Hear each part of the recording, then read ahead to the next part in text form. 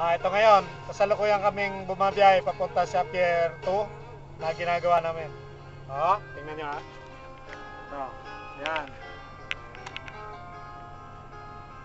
Kasalukuyang bumabiyahe na kami ngayon, tinutulak kami ng barge sa likod. Yan.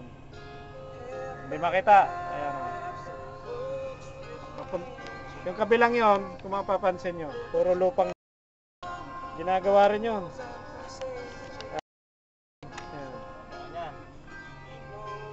Habang nagpapasound kami. Yan lang yung sound namin.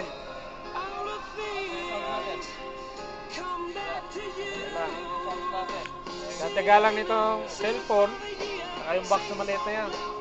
Dahil bawal yung sound dito, tinatanggal.